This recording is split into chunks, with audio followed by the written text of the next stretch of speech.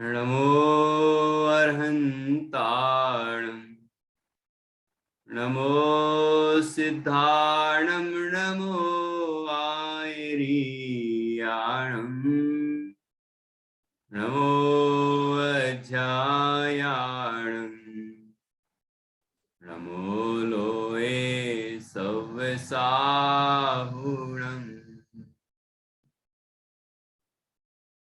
तीन भुवन में सार बीत राग विज्ञानता शिव स्वरूप शिवकार नमः त्रियोग समारिके।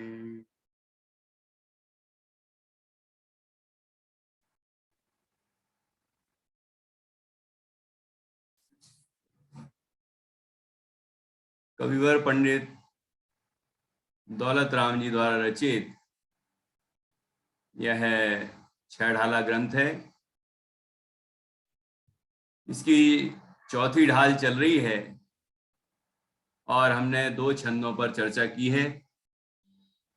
सम्यक ज्ञान इसे कहते हैं और सम्यक दर्शन और सम्यक ज्ञान में क्या अंतर है, ये बात हमने दो छंदों में पढ़ी है। सम्यक ज्ञान वह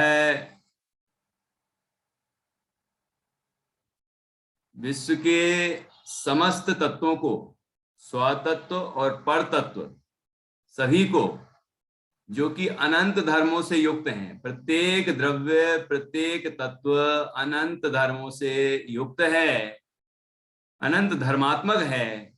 ऐसे स्व और पर तत्व को जो सूर्य के समान एक प्रकाशित कर देता है, जैसा है वैसा जान लेता है, उसका नाम है सम्यक ज्ञान। सम्यक ज्ञान सम्यक दर्शन के साथ ही साथ उत्पन्न होता है। सम्यक दर्शन और सम्यक ज्ञान एक साथ उत्पन्न होने पर भी दोनों में अंतर है, क्योंकि सम्यक दर्शन कारण है और सम्यक ज्ञान कार्य है। ये दोनों में अंतर है। और दर्शन का लक्ष्य, सम्यक दर्शन वह श्रद्धा है, अर्थात यथार्थ श्रद्धान का नाम सम्यक दर्शन है और यथार्थ ज्ञान का नाम सम्यक ज्ञान है। इस तरह दोनों के लक्षण भिन्न हैं, समय एक होने पर भी लक्षण भिन्न हैं। ये बात दूसरे छंद में बताई और दीपक का उदाहरण दिया। जैसे दीपक और प्रकाश वह एक साथ ही होता है, जैसे ही दीपक प्रज्वलित होता है और वैसे ही प्रकाश होता है, लेकिन दीपक से प्रकाश हुआ ऐसा ही कहा जाता है। तो दीपक कारण है और प्रकाश कार्य है। उसी तरह सम्यक दर्शन कारण है, निमित्त कारण है, और सम्यक ज्ञान नैमित्तिक कार्य है। इस तरह दूसरे छंद में चर्चा की। अब यहाँ तीसरा छंद है, उस पर हम चर्चा करेंगे। चौथी ढाल में जो दो पंक्तियों का मंगल किया है सम्यक ज्ञान की महिमा रूप, वह हम पढ़ेंगे। सम्यक श्रद्धाधारी पुनि ते बहु सम्यक ज्ञान, स्वपर अर्थ बहु धर्म जुत जो प्रगटावन बान। इसके बाद अब हम तीसरे छंद पर चर्चा करेंगे। इसमें सम्यक ज्ञान के भेद, प्रत्यक्ष और देश प्रत्यक्ष के लक्षण, ये बात बताई गई है। तो देखिए, ये छंद है, रोला छंद है। तास भेद दो हैं तास भेद दो हैं परोक्ष पर छतित पर तछितिन माही, मति श्रुत दोय परोक्ष अक्ष मन ते उपजाही, अवधि ज्ञान मन पर जय दो हैं देश प्रत्यक्षा, द्रव्य क्षेत्र परिमाण लिए जाने जिय स्वच्छा। सम्यक ज्ञान के दो भेद हैं, तास भेद दो हैं। तास मतलब उसके, अर्थात किसके, कि किसकी बात कर रहे हैं कि ढाल सम्यक ज्ञान की है। सम्यक ज्ञान की चर्चा प्रारंभ की, सम्यक ज्ञान का लक्षण बताया। सम्यक ज्ञान सम्यक दर्शन के साथ होता है, सम्यक ज्ञान सम्यक दर्शन से भिन्न है, अंतर है उसमें। ये सब चर्चा होने के बाद अब तो सम्यक ज्ञान के भेद बता रहे हैं। परोक्ष परतची तिन माही, कि उनमें, उन दो भेदों में कौन कौन से भेद हैं?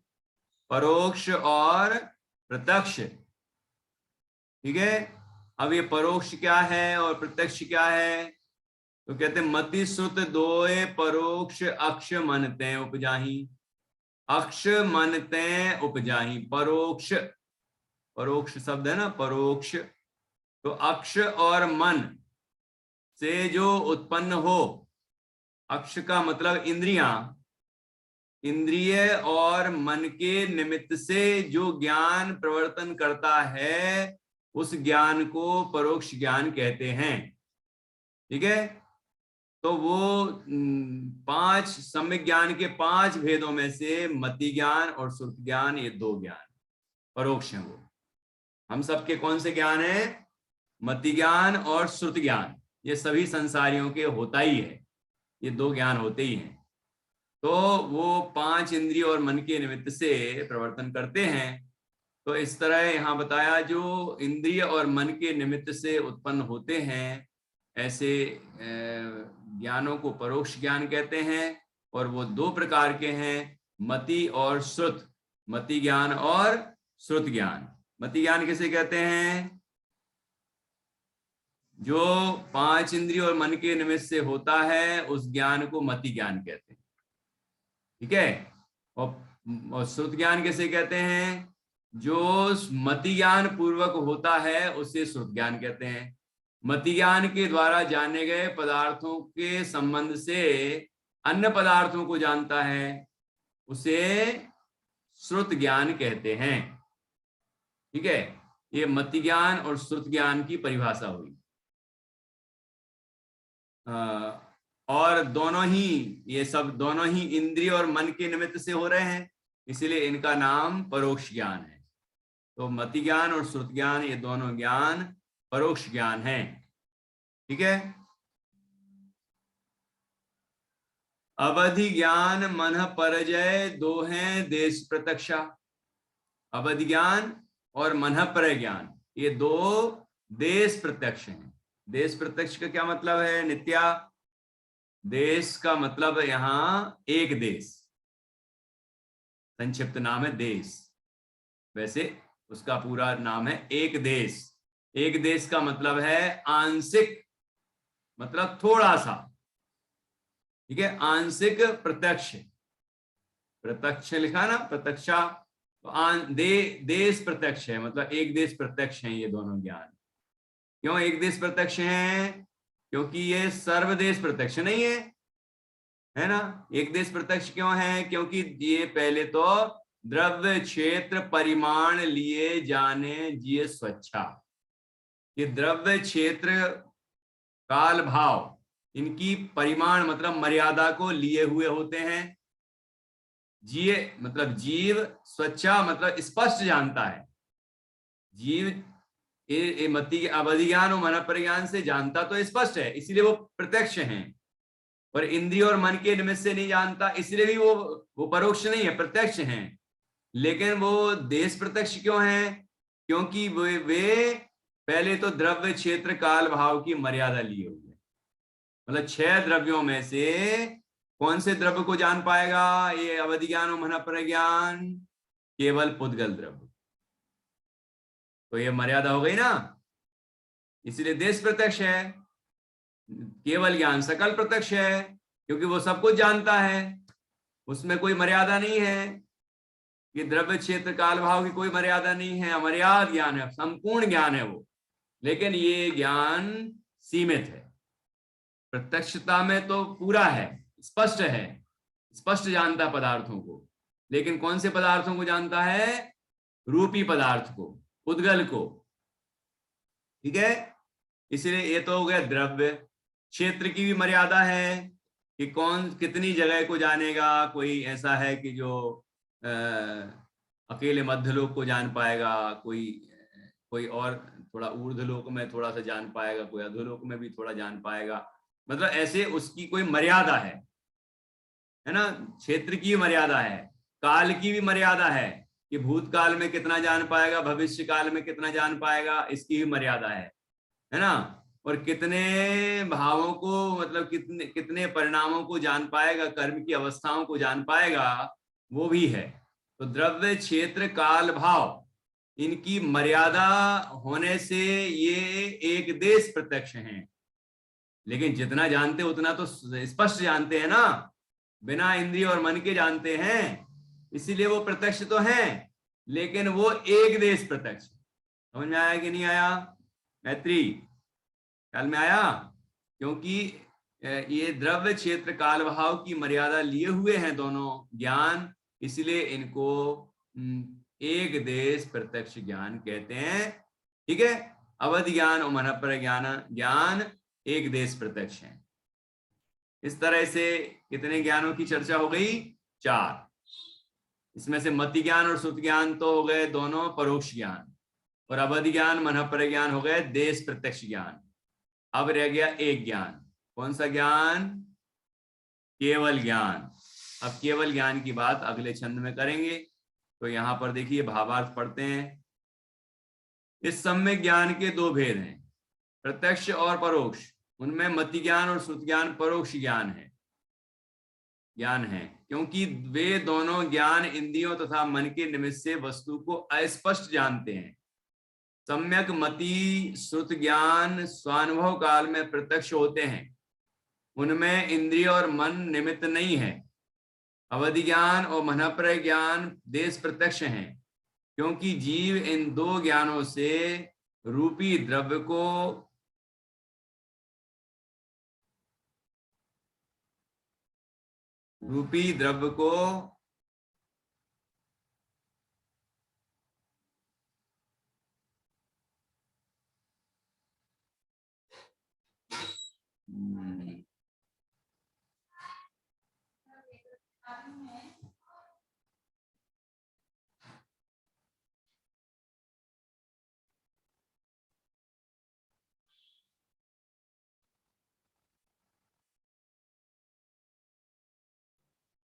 आगे का कहां गया?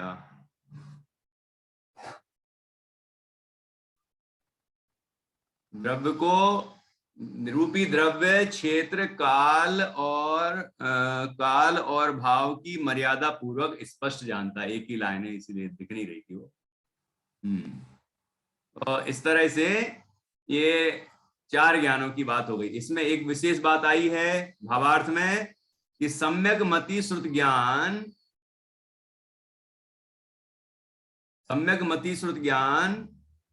स्वानुभव काल में प्रत्यक्ष होते हैं, उनमें इंद्रिय और मन निमित्त नहीं है। ये क्या मतलब हुआ इसका? स्वानुभव काल, ये स्वानुभव काल क्या है?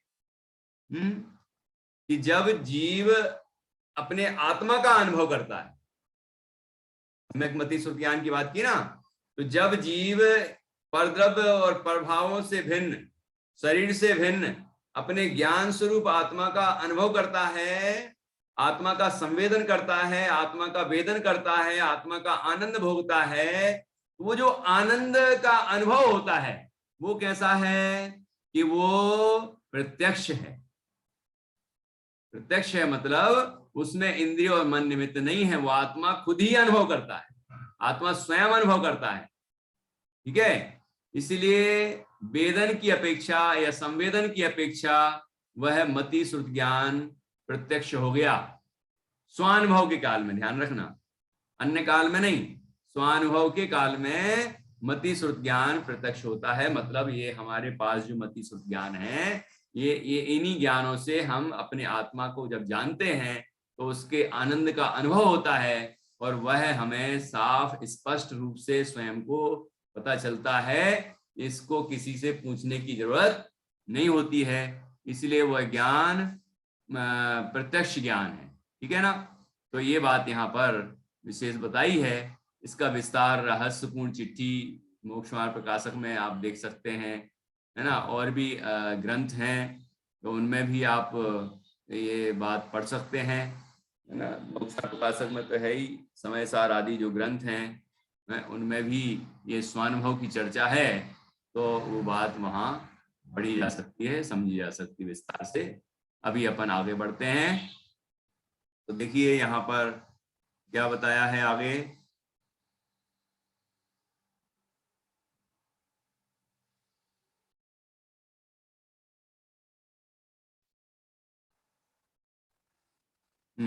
ये छंद और पढ़ेंगे, बस आज की चर्चा यहाँ पूरी करेंगे हम। देखिए सकल प्रत्यक्ष ज्ञान का लक्षण और ज्ञान की महिमा। 5 ज्ञान है ना, तो 4 ज्ञान की चर्चा तो हो गई, अब एक ज्ञान और रह गया जिसका नाम है केवल ज्ञान। तो उसके बारे में बताया और फिर ज्ञान की महिमा बताई।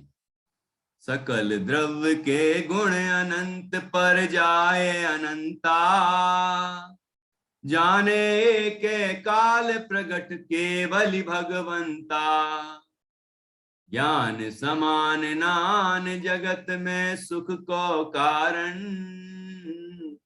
ये परमामृत जन्म जरा मृत्यु रोग निवारण। सकल द्रव्य के गुण अनंत, सारे द्रव्य, विश्व में कितने द्रव्य हैं? कितने द्रव्य हैं नित्या? 6 द्रव्य हैं। 6 द्रव्य हैं। 6 द्रव्य तो जाति अपेक्षा हैं, और संख्या अपेक्षा कितने द्रव्य हैं? निधि जी बताइए, संख्या अपेक्षा कितने द्रव्य हैं? अनंत द्रव्य है। अनंत द्रव्य हैं। बहुत अच्छा। तो देखो अनंत द्रव्यों को जानता है ना, और अनंत द्रव्य हैं, और एक एक द्रव्य के कितने गुण हैं? कि अनंत गुण हैं। ठीक है। तो सकल द्रव्य के गुण अनंत, प्रत्येक अनंत द्रव्य हैं, समस्त द्रव्य, और प्रत्येक द्रव्य के अनंत अनंत अनंत अनंत गुण, और पर्याय अनंता। गुण अनंत हैं तो पर्याय भी अनंत होंगी, क्योंकि एक एक गुण की एक एक पर्याय होगी, एक समय में एक पर्याय, तो अनंत गुणों की अनंत पर्याय एक ही समय में हो जाएंगी। और फिर अनादि अनंत काल से जो, अनादि काल से जो हो रही हैं पर्यायें, और अनंत काल तक होंगी जो पर्यायें, तो उस अपेक्षा भी अनंत हो गई। तो ऐसी अनंत पर्यायें, तो सारे द्रव्य, उनके अनंत गुण और उनकी अनंत पर्यायें, सबको कितने समय में जानता है? मंगला जी, कितने समय में जानता है? एक समय में जानता है ना। एक समय में भूतकाल को जानने के लिए थोड़ा अलग, जब भूतकाल को जान रहे होंगे तब भूत ही को जान रहे होंगे, है ना। भविष्य काल को कैसे जानेंगे फिर? तो नहीं है ना। भूतकाल, वर्तमान काल और भविष्य काल, सब कुछ एक साथ जाने, एक एक काल। प्रगट, प्रगट मतलब बिल्कुल स्पष्ट, केवली भगवंता, केवली भगवान समस्त द्रव्यों के अनंत गुणों की अनंत पर्यायों को एक साथ एक समय में स्पष्ट रूप से जानते हैं, ऐसे केवल ज्ञानी परमात्मा होते हैं। ये है केवल ज्ञान की महिमा। अब भविष्य काल तो अभी आया ही नहीं है, भूतकाल विनष्ट हो गया है, केवल वर्तमान ही चल रहा है, तो उतना ही जानना चाहिए। भविष्य काल तो अभी हुआ ही नहीं है, तो उसको कैसे जानेंगे? तो यही तो केवल ज्ञान की दिव्यता है। प्रवचन सार जी में लिखा है, यदि अनुत्पन्न को और विनष्ट को केवल ज्ञान न जान पाए तो उसकी क्या महिमा है?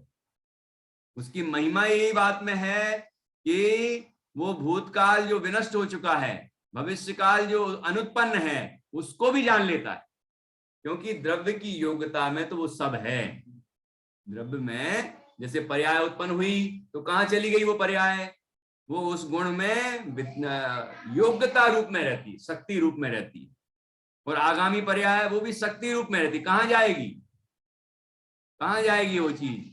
वो तो वही है ना, अपने काल में अपने समय में बिल्कुल खचित है ना। मतलब वहां से इधर की उधर नहीं होती। जैसे मोती की माला है, अपने अपने स्थान में वो रहती है और क्रम क्रम से अपन ऐसी माला फेरते हैं ना, तो क्रम क्रम से आती है।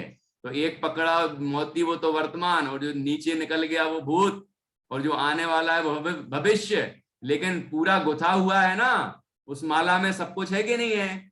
ऐसे ही प्रत्येक गुण की जो भूतकाल की और वर्तमान काल की और भविष्य काल की जो पर्याय हैं वो सब योग्यता रूप में है, वर्तमान की प्रकट रूप में, बाकी योग्यता रूप में है ना। तो इस तरह उसको वो जान लेते हैं कि ये भूतकाल में क्या क्या हो गया है, उसको वर्तमानवत जानते हैं। भविष्य काल में क्या होने वाला है उसको वर्तमान जैसा ही जानते हैं।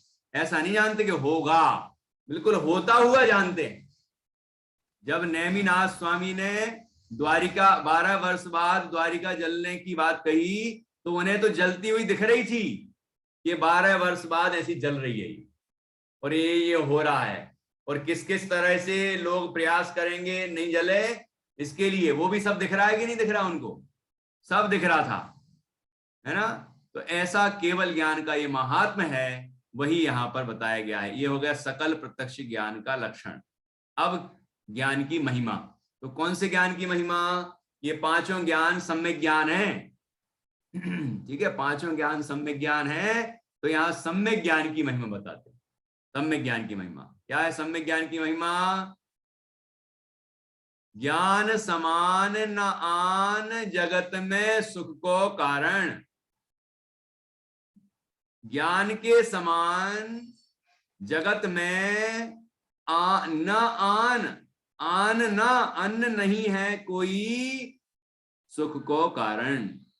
इस पूरे जगत में, इस पूरे विश्व में यदि कोई सच्चे सुख का कारण है तो वह ज्ञान ही है। कौन सा ज्ञान? कौन सा ज्ञान? सम्यक ज्ञान, सच्चा ज्ञान, भेद विज्ञान, पर से भिन्न अपने आत्म स्वरूप का ज्ञान, अपने स्वसंवेदन ज्ञान, है ना। जो सम्यक ज्ञान है वह विश्व में एकमात्र ऐसा साधन है जो सुख को प्रदान करता है ना। इसके अलावा कोई सुख का कारण नहीं है। जब तक ज्ञान से जीव अपने आत्मा का अनुभव न करे तब तक जीव को आनंद की प्राप्ति हो ही नहीं सकती। तो ज्ञान समान न आन जगत में सुख को कारण, यह परमामृत जन्म जरा मृत्यु रोग निवार। यह परम अमृत है। सम्यक ज्ञान परम अमृत है, ठीक है। और जन्म जरा और मृत्यु, जन्म मतलब जन्म होना हमारा, जरा मतलब बुढ़ापा आना, और मृत्यु मतलब मृत्यु हो जाना। ये क्या है? ये सब ये रोग हैं, रोग हैं, बीमारियां हैं। जन्म होना बीमारी है और जन्म दिवस मनाना बीमारी को याद करना है। जब कोरोना समाप्त हो जाएगा तो कितने लोग याद करेंगे हैं कि ऐसा समय आया था, उसमें ऐसा ऐसा हुआ था। ये तो बंद करो यार ये बात, है ना, बंद करो। ये हमें चर्चा नहीं सुनना कि ऐसा दुष्म काल आया था, ऐसा काल पका था, हम इतने महीने घर में कैद रहे, मंदिर भी नहीं जा पाए। ये काल बिल्कुल भुला दो, याद करने लायक नहीं है ऐसा समय। बोलो होता है कि नहीं? कोई दर्द भरी बातें होती हैं, कोई तकलीफ दे बातें होती हैं, तो हम उसको बार बार याद करते हैं क्या? क्यों प्रतिष्ठा? याद करना चाहते हैं क्या? ये हम कोई याद करा रहा हो तो क्या बोलते हैं? अरे यार ये बंद करो यार बात, कोई अच्छी बात करो, है ना, कोई सकारात्मक बात करो, कोई आनंद की बात करो। ऐसा होता है कि नहीं होता? तो ऐसे जन्म होना ये कोई आनंद की बात थोड़ी है, ये तो रोग है। जन्म जरा मृत्यु रोग है। जैसे मौत को कोई याद नहीं करना चाहता, मरने वाले हो भैया, मर सकते हो, मरना सबको एक दिन, अपनी अपनी बात। अरे बंद करो यार, अभी मत बोलो यार मरने की बात है। जन्मदिन मना रहा हो कोई, मरण दिन की बात कर दो तो कि भैया जन्म हुआ है जिसका, उसका मरना जरूरी है, मरण जरूर होगा। तो कहते अरे यार ऐसे अवसर पे मरने की बात क्यों कर रहे हो, ये तो शुभ अवसर है। बोलते कि नहीं बोलते?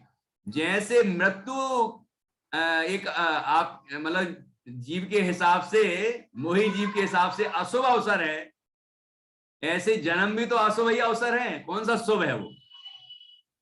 कहने का मतलब है कि जन्मदिन को तो याद करना, लेकिन मरण की बात मत करना।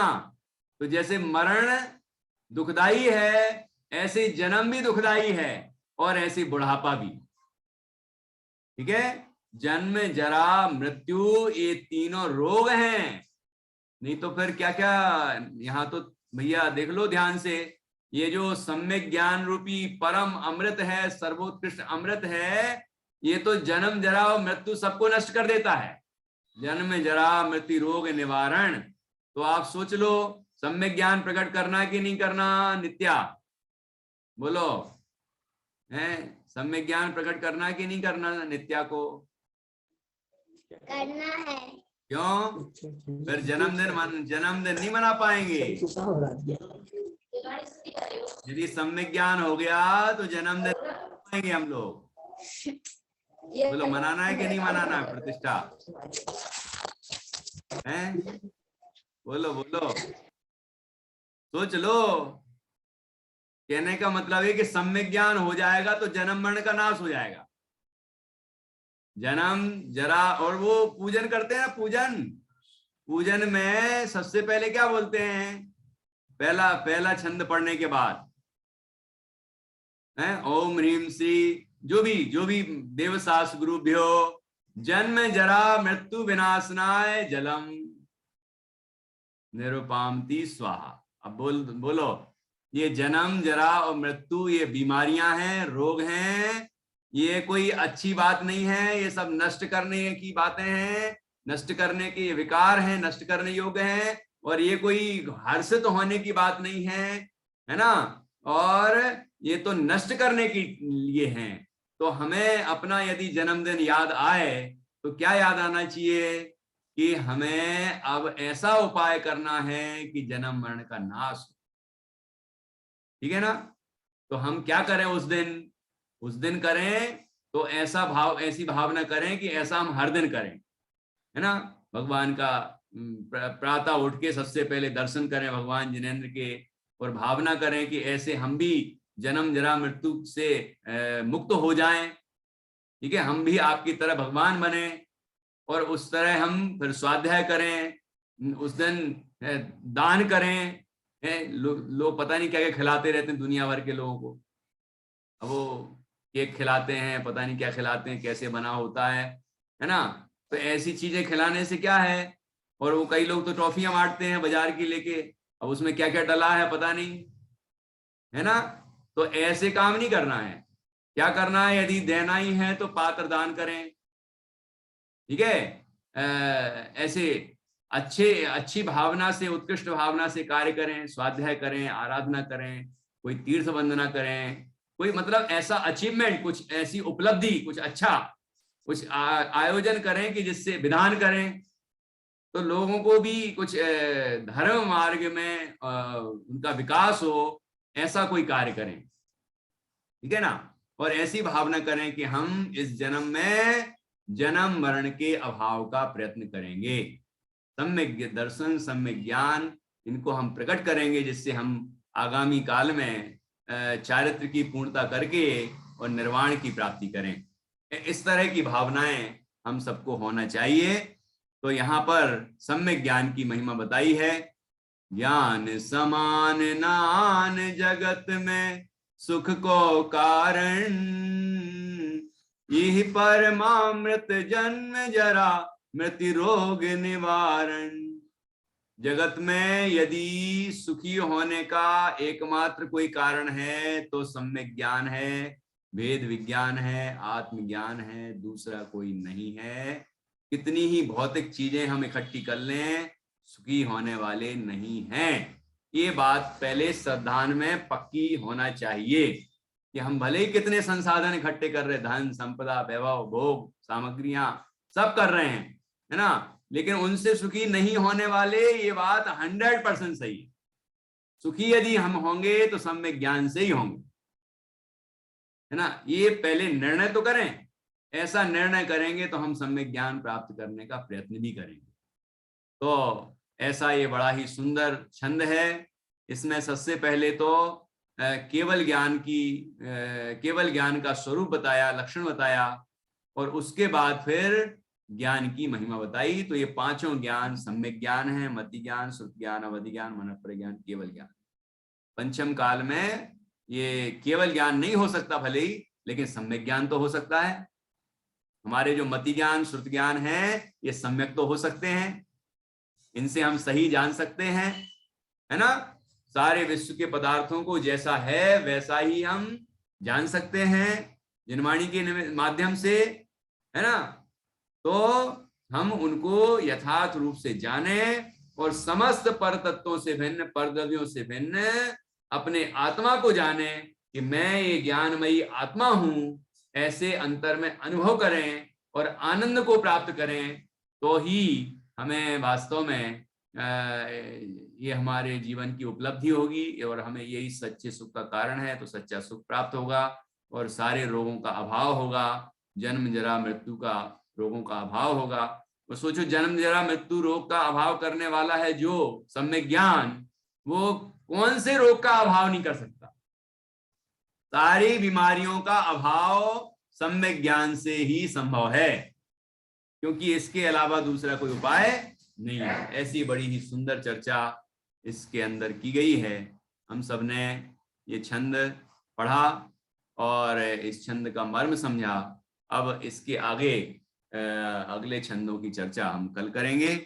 आज अभी महिमा अभी और आने वाली है, जोरदार चर्चा है, सम्यक ज्ञान की महिमा बताई जाएगी और जिससे हम सभी उत्साहित हों सम्यक ज्ञान प्राप्त करने के लिए।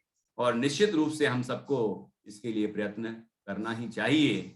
हम सभी भगवान जिनेंद्र की वाणी, जिनवाणी को अच्छी तरह से पढ़ें, स्वाध्याय करें और जैसा भगवान जिनेंद्र ने कहा है वैसा ही हम जाने माने और उनके अनुरूप ही हम परद्रव्यों से भिन्न अपनी आत्मा की अनुभूति करें और आनंद को प्राप्त करें। यही मंगल भावना है। अब हम जिनवाणी स्तुति करेंगे। इसके पहले किसी को इस संबंध में कोई प्रश्न हो तो पूछ सकते हैं, नहीं तो आज के छंद तो बड़े सरल थे। ठीक है, चलिए तो जिनवाणी स्तुति करते हैं।